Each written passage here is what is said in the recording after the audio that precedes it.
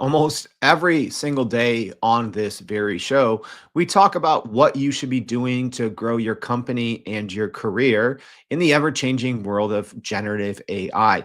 Yet, that's not where AI's impact ends. AI is not a 9 to 5 thing, it's probably impacting your home, your kids, how they're learning, and maybe how they're not learning. So every now and then, I think it's important for us on this show to zoom out a little bit and take a step back and look at a little bit more holistic view of how generative AI is probably impacting us all.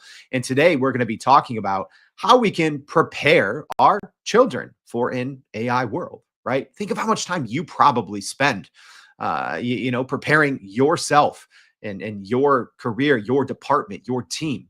How much time do you spend thinking about maybe your kids, how the future is going to work for them, their employability, right? In 5, 10, 15 years, their school, how they're learning. Should they be learning the same way? It's a topic I'm excited to talk about today on Everyday AI. What's going on, y'all? My name's Jordan Wilson, and I'm the host of Everyday AI, and this thing is for you. It is your daily live stream podcast and free daily newsletter, helping everyday people like you and me not just learn AI, but how we can leverage it to grow our companies and our careers and everything else. So maybe it's your first time listening. If that sounds like you, welcome to your new home. This is a daily live stream podcast, free daily newsletter, unedited, unscripted. If you're new here, thank you for joining us. We do this as a live stream, but also as a podcast. And you can go to our website at youreverydayai.com, sign up for our free daily newsletter. Each and every day, we recap our podcast conversation, as well as in that newsletter, all of the updates that you need to stay ahead in the world of AI. No BS, just what you need to know. All right. But before we get started on today's conversation, which I'm extremely excited to talk about how we prepare our kids for an AI world, let's first go over the AI news for today. So first, Russia and China are reportedly collaborating on an AI development amid global competition. So Russian President Vladimir Putin has ordered the Russian government and Sberbank, the country's largest state-owned bank, to work with China on AI technology, highlighting the importance of their partnership in technological research and development. So the collaboration comes at a time when both countries aim to enhance their military capabilities, particularly in AI-powered weapons, which could impact ongoing conflicts such as the war in Ukraine. China is recognized as a leading global power in AI, ranking second in the global AI index, while the US holds the top position. Russia, however, ranks 31st out of 83 countries, indicating a significant gap in AI innovation. So the collaboration between Russia and China may lead to the development of fully autonomous AI-powered weapons, raising concerns about the future of warfare and ethical implications of such technologies. Yeah, not fun news to hear, right? But that's the reality. Been talking about that for a long time. AI is being used everywhere. All right. So next piece of AI news, editors at Elsevier's, hopefully I got that right, Elsevier's Journal of Human Research have resigned in mass over AI concerns in publishing practices. So the editorial board of Elsevier's Journal of Human Evolution has resigned in mass, reflecting deep-seated frustration with the publishing giant's practices, particularly regarding the use of AI. So the mass resignation highlights a critical moment for academic publishing and its implication for researchers. So editors resigned with quote unquote heartfelt sadness and great regret, signaling their commitment to maintaining the integrity of their journal in the face of troubling changes imposed by Elsevier. So this incident marks the 20th mass resignation from a scientific journal since 2023, underscoring a growing movement among academics against evolving business models in scholarly publishing, which generally involves a lot of large language models and generative AI. All right, our last piece of news for the day. NVIDIA has invested now more than $1 billion in AI startups amid regulatory scrutiny. So NVIDIA's significant investment in AI startups highlights the company's expanding influence in the tech industry and also raises concerns about market power. So this is just a recap of their investments for the year. But in 2024, NVIDIA ramped up its startup investments to $1 billion across 50 funding rounds, a notable increase from only 872 million in the previous year. So the semiconductor giant that is literally powering the AI movement is primarily focusing on core AI companies that require substantial computing power, many of which are already NVIDIA customers. So notable investments include Elon Musk's xAI and major players like OpenAI, Cohere, Mistral, and Perplexity. NVIDIA also made its largest acquisition spree in years, purchasing more companies in 2024 than the last 4 years combined, including Israeli AI workload management platform Run AI for hundreds of millions of dollars. So, meanwhile, major tech companies such as Microsoft, Amazon, and Google are developing their own custom chips to lessen their market reliance on NVIDIA. So, no new news if you've been tuning into this show. There's actually one of my AI predictions of last year saying that NVIDIA was actually just going to become a huge VC firm. And there you go. They did more work in 2024 than the 4 previous years combined, just like I told y'all was going to happen, right? All right. So enough chit chat. If you want more of the AI news, you can always tune in to our newsletter. But I'm excited to talk today and to bring on our guests and how we can prepare children for an AI world. So please help me welcome to the show. We have Dan Fitzpatrick, the founder and co-director at the AI Educator and author of the book, Infinite Education. Dan, thank you so much for joining the Everyday AI Show. Jordan, it's great to be with you. I watch your podcast from time to time, so it's great to be with you today. Oh, yeah, this is an exciting one. And hey, live stream audience, you probably all have kids at home, right? How much time do you think about this? So, thanks for our live stream audience for joining us. If you do have questions, Michael, Ernesto, Harvey, Christopher, whoever, Jennifer, get them in now. But first, before we get started and talk about this topic, Dan, can you tell everyone a little bit about your background? Yeah, of course. I'm from England, as you can probably tell from my accent. I'm from the northeast of England, a place called Newcastle. I'm a trained high school teacher, so I was a high school teacher for a number of years. Moved into high school leadership and then moved over into college leadership, looking after digital and innovation strategy. I then moved out of there, started my own business to work with schools around the world, colleges around the world on integrating artificial intelligence and looking at what I call non-linear innovation. So not just making what we already do better, but actually how do we recreate education for these crazy times we're in, I guess. And I get to write books on it. I write for Forbes and kind of living the dream, really, doing what I love doing. Yeah, no, I love it. And, Dan, maybe can you tell us a little bit, how did you transition from, the classroom, right, being an educator to now educating those in the classroom around AI? How did that come about? Absolutely. I think it was when I was trained to be a teacher. Even back then, I started thinking we can do this better. Surely we can. It felt like very much like how school was when I was at school, and we were a few years later. Nothing had really changed. So me, a few guys who I worked with, other fellow teachers, we kind of got this passion for looking at the future of education. We started a podcast. We started working with companies like Google, and really trying to drive change from the grassroots of education, really. And that kind of has been a passion of everything I've done. Since I started being a teacher, and it got to a point where it felt like a natural transition to step outside of the school building and be able to travel around and help many schools and many teachers. So, what would you say are the biggest problems we face, right? When we talk about the next generation, whether we're talking about, college students or, middle school kids, what are some of the problems that you think that we're facing when it comes to, right, our children growing up and going out into the workforce and, being prepared, in the world? What are the biggest problems that you'd say that we're facing right now? Yeah, I mean, I think top of my mind at the minute, there's two main problems. I think the first problem is our children, the students, or the next generation who are going to be coming into our businesses, not having the skills to be able to make a change, to make a difference, and to really create the future.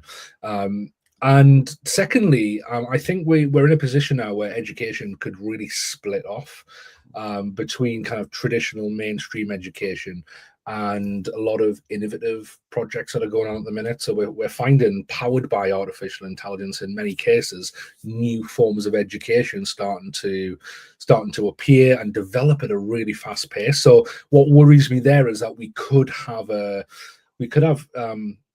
yeah, I suppose further inequalities between then a select few students who got the key skills needed and the majority of students who are left behind. Mm. And I always try to have AI educators, former teachers, current teachers on, at least a couple of times a year here on the show, because I think it's important, right? When you send your kids back to school, you got to kind of know the pulse of what's going on. But I know it's hard. And Dan, you said that you kind of do work with schools, here in the US and in other parts of the world. Where would you say right now, right? If you give us a zoomed out view, maybe someone's not paying attention what's happening at their kid's school. How are schools across the world, which I know is a broad question, right? How Yeah. are they tackling this issue of AI in the classroom? Well, I think one of the biggest issues presented, and it's, I suppose, uh, a lot of your audience will be in businesses that have had to approach this the same way. It's the stuff that's happening on the ground. So if we go into the average school, the impact on the ground level likely is, if you asked most teachers, is, well, students are using this technology for quote unquote cheating or using this to do their assessments. My big thing with that is, we can no longer blame the student for using the tools available, and ask the student or our children to change, but we must change as educators. And we have to start using a bit more imagination. For some reason, and you'll know this from being at school, everyone will have this experience that for some reason we got stuck on, well, let's teach some children some information, then they write it down on a piece of paper or whatever, and then we read that and we're able to tell how much they've learned, and then we move on to the next thing. Like, why is that the case? It lacks, in this day and age, it lacks no imagination. It has no links to the real world. So I think the education itself needs to start using its imagination, and I think parents need to put the pressure on as well.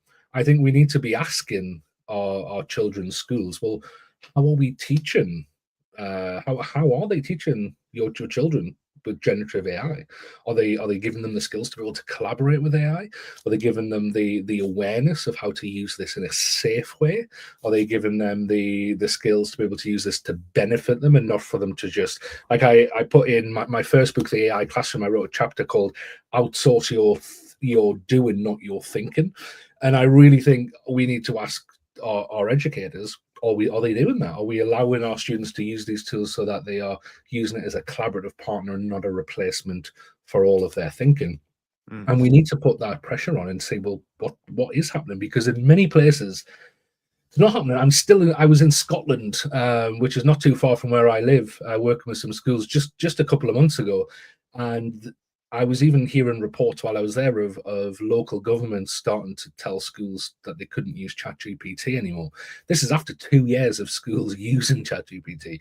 But then we see the reverse happening. I was recently in New York City working with the state school boards of New York State, and probably most notoriously, they, in the early days of ChatGPT, shut it all down and banned it, but now they've opened it up and they're exploring it.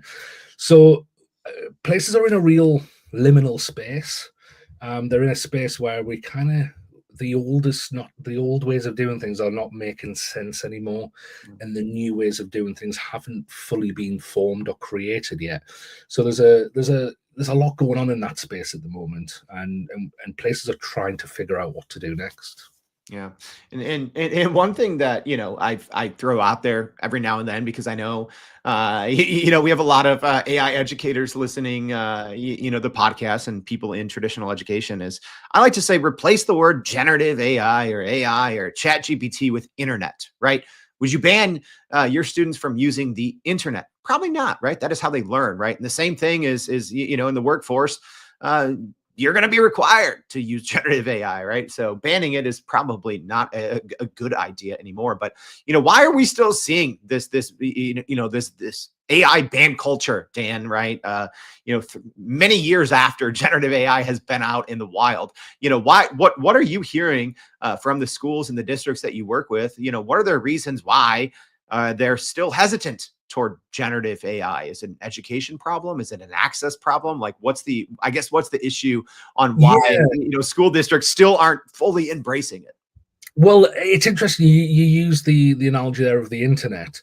There's still many schools out there who don't give children free access to the internet, who very much control access to the internet. We've seen a worldwide surge at the moment of schools banning cell phones. Some of those are for good reasons, but my question is, well, what are we replacing that with? Are we giving them an in-house device where they can still get the benefits of the technology without the harmful side of it? And a lot of places aren't. So I think we've got a long way to go. I think for a long time, education has had almost like a special dispensation from innovation, because they haven't had to really innovate, to be fair. And I think that comes down a lot down to competition. The schools haven't really had any competition, and we know from the business world that that's what drives innovation. And I think that special dispensation is now coming to an end because of new forms of schools starting to pop up, like we've mentioned. And I think a lot of schools are going to find that they're not just one step behind; they're 20 steps behind. And there's a lot of catching up to do. And I think in the main, going back to your main question there, so the main issue is fear, I think. Because once you start to look at, oh, how do we use this technology, then suddenly question marks start popping up over age-old practices that we that are kind of like orthodoxy within within education, like how we assess students, the whole idea of we're preparing them for university, the whole kind of system it's like a house of cards, and once you start to remove one or two cards, the whole thing starts to shake, and that's when things get a bit scary. So you will see schools react quite bluntly and just say, right, banned, we're not allowing it. And it's a very blunt reaction, because that house of cards could start to shake and start to fall down. So my mission really is to go, right, well, how do we deconstruct that house of cards in a safe way, so that we don't destroy the education system, but that we remake an education system that's fit for our society. It's fit for to prepare our children for the actual world they live in, not an industrial age of 300-400 years ago. Mm-hmm. Yeah, a lot to unpack there, Dan. And I'm gonna go and just put out some random opinions and hot takes, and I want to get your thoughts on this, right? From my perspective here, I think a lot of early on, right, November 2022, the Chat GPT moment, right? I think a lot of AI educators saw this and they're like, oh, this is going to go away. And, people are looking at the Gartner hype cycle and they're like, oh, we're going to be on the downward trend here soon. And, here we are, 2.5 years later. And now I think you're seeing, oh, it's Khan Academy, you're seeing it on 60 Minutes and seeing how good of a job it can do, and it's almost like, wow, this looks like it could do a better job than actual teachers, because if you give all students access to something, it adapts to their personalized learning style, right? And you can ask questions in so many different ways. Is there a level maybe of fear, right? In the same way everyone's worried about, oh, will AI take my jobs, right? Is there maybe that certain element of teachers, school districts are like, whoa, hey, this AI thing is actually maybe a little too good at what we are trying to do? Is there a sense of that at all? I think for some people, for the few who have glimpsed at what's coming, and I still don't think, our general population has really realized what's coming and what's being worked on behind the scenes here. And I encounter a lot of schools who are creating policies, who are creating strategies around the current understanding of the technology available right now. And one of the things I do when I go to schools is go, right, well, do you know about the advanced robotic side of this? Do you know about the advanced brain technology that's going on here? Because this exists, and we're going to start seeing it over the next few years start to become available. So I think there is a fear. I think there's also a bit of a education. So we get the branch of technology, ed tech, educational technology, has promised a lot over the last few decades, and quite regularly under delivered. So teachers are quite used to, and I guess all industries are like this, but teachers are quite used to somebody going, "This new tech is going to change everything. It's really going to help us. It's going to," and then it gets very poorly integrated. I think, like, I've worked in businesses where a business will just go, right, we're using this system now, let's transfer over. We've got a few weeks. You've got to do it, or you lose your job. If you say no, thank you, you're not going to be staying at that business for much longer. In education, it doesn't really work like that because the system around our schools doesn't really change that much. Um, a school finds it really difficult. The average school will find it really difficult to say, right, this is what we're doing now in terms of teaching and technology, and everybody has to follow it, because actually you might have some teachers who are really delivering on results and using very old-fashioned methods. So you don't want to disrupt them in that, because actually they're getting you some great metrics for how your school is judged, on a national level, let's say. So a lot of tech integration is poorly done because it's like almost like, this helps, use it if you want to use it. And teachers, huge workloads, it just goes to the back of the in tray.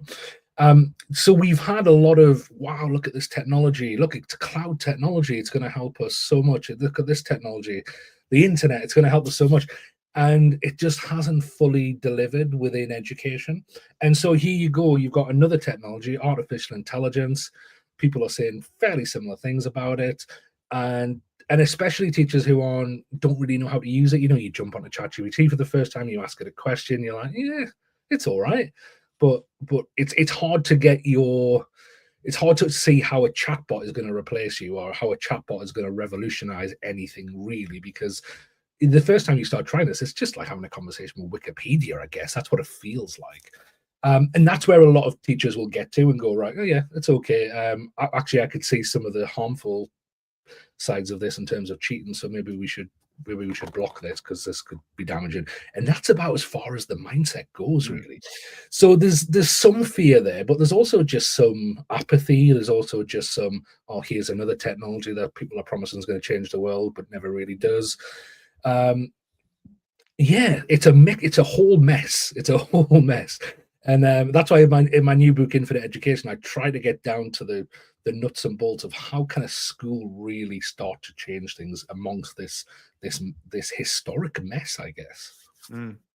And let's just quickly jump into that, right? My hot take has always been, right, some big schools, some big, household names here in the US that have been around for, 100 years. I'm like, they're probably not going to be around, right? If they still have this hard stance on, hey, we're banning every single AI and we're not going to push generative AI education, right, across our curriculum. I'm like, they're not going to be around because their, graduates aren't going to get jobs, right? It's going to be like, still learning in a book only age when digital's been around for many decades. Do you see that as a potential outcome where maybe just some household institutions just aren't going to be so household anymore because there's not going to be students wanting to go there? Is that wild to say that? Yeah, it's interesting because my instinct is yes, but then I'm like, well, a lot of these places have a lot of power, and it's difficult to make power go away. But I do think we're going to get into a position where like I alluded to before, we're going to start getting alternatives. Like you look at, there's a school called Synthesis out of California who that was set up from SpaceX, and those guys do some amazing online schooling. They've got an AI tutor that teaches maths, and there's lots of different forms of that kind of popping up at the minute. And what are we going to do when some students who have just been educated through these types of new forms of education start to get really top jobs in industries, start to be favored over kind of the traditional student who's gone through university and so on? Then it's good. I think that's when parents and the children themselves, or the students themselves, will start to think, well, actually, especially the debt that comes with a traditional education. If there's another way to do it here, and it also has an impact because it will get me a good job. And I think once we reach that point of the level of awareness, where there could be a tipping point there where actually we start to get, and to be fair, we're starting to see it already. We're starting to see it in the UK, in the US, a huge rise in homeschooling. And there's many reasons for homeschooling, but a big reason is dissatisfaction with the current system. And a lot of homeschooling parents aren't just taking their students, their children, and teaching them themselves at home, like on a desk in the living room or something like that. What they're doing is they are putting them onto these online schooling platforms. The fastest growing school in the UK at the moment is an online school. So I think what we're going to see is, and I kind of call it in my new book, the decentralization of education. We're seeing the decentralization phenomena happening around the world with finance, ownership, and so on. I think we're going to start seeing the decentralization of education, and that, for me, that's only a good thing, because parents and students are going to have more of a choice. And I think in that type of new environment, the centralized power of mainstream government-controlled education starts to lose its grip. And then, like you say, we could start seeing some of those household name schools, colleges, universities start to lose funding, start to be in trouble. And I don't think we realize how fast we're getting to that point.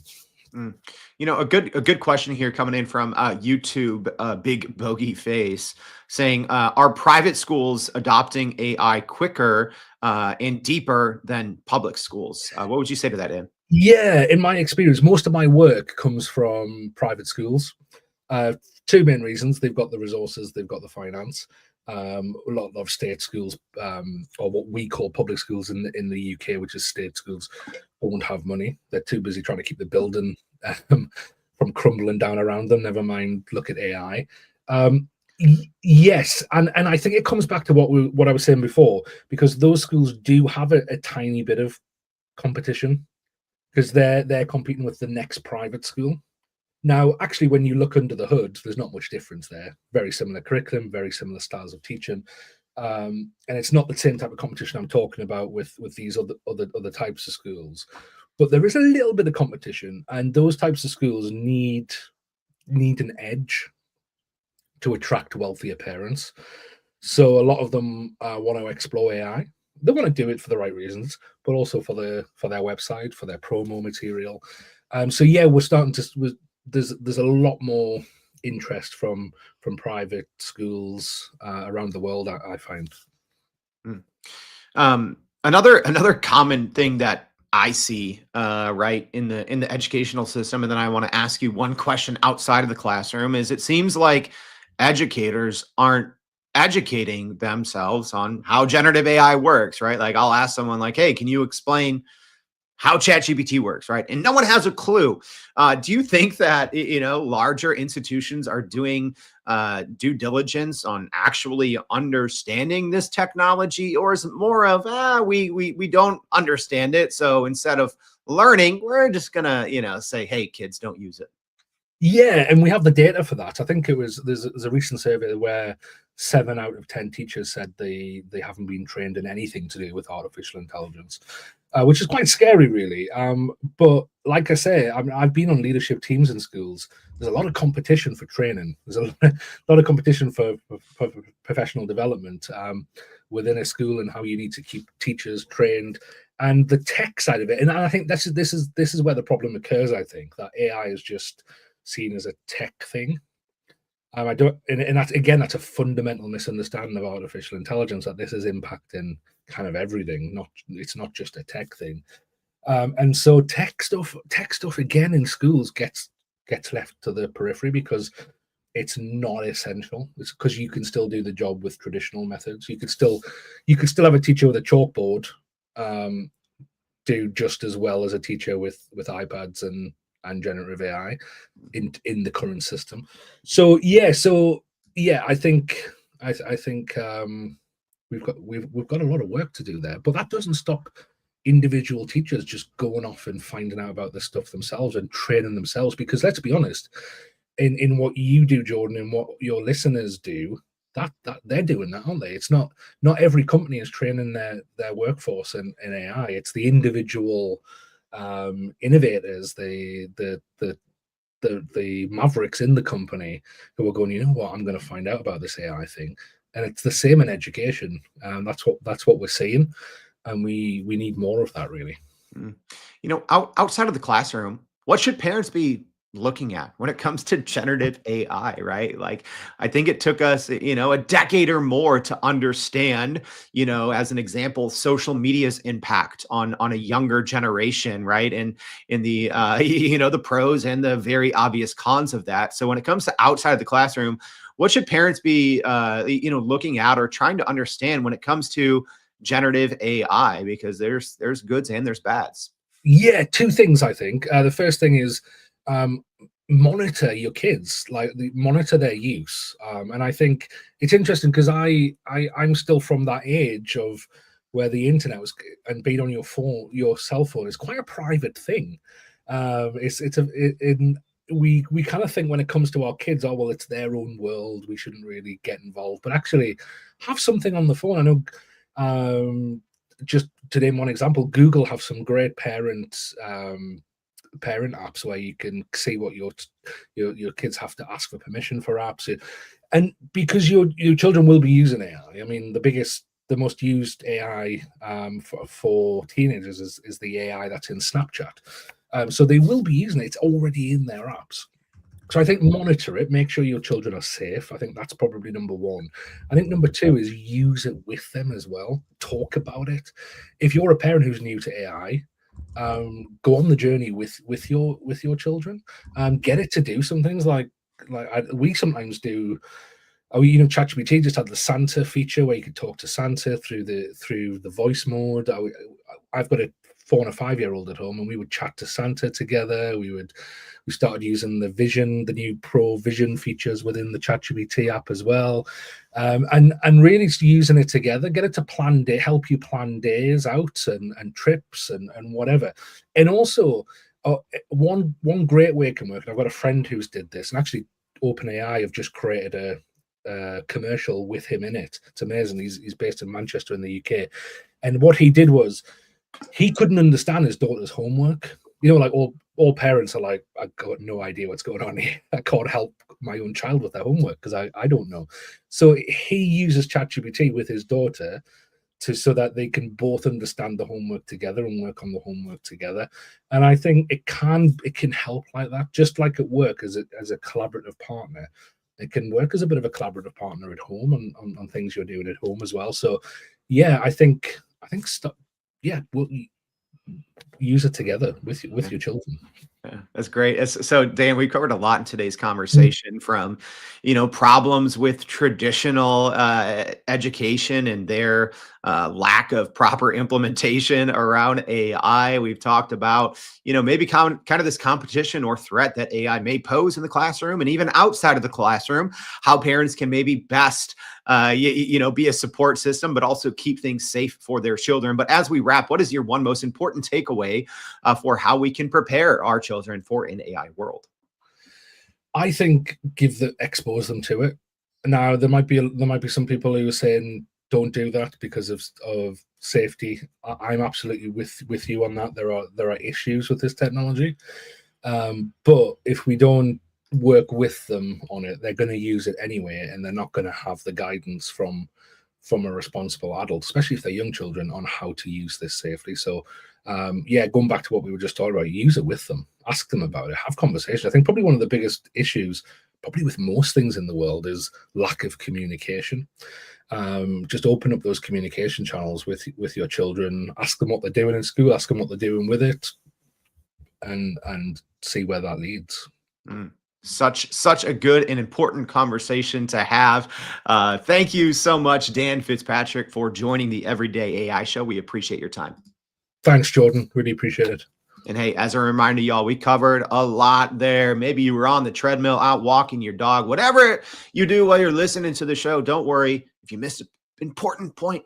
that Dan talked about there, it's all going to be in our newsletter. So make sure, if you have not already, go to youreverydayai.com. Sign up for that free daily newsletter. We'll be recapping today's show, giving you other resources, and a whole lot more to keep you up in the world of AI news. Thank you for tuning in, and we'll make sure to see you tomorrow. Not tomorrow. We'll see you next week and every other day on Everyday AI. Thanks, y'all.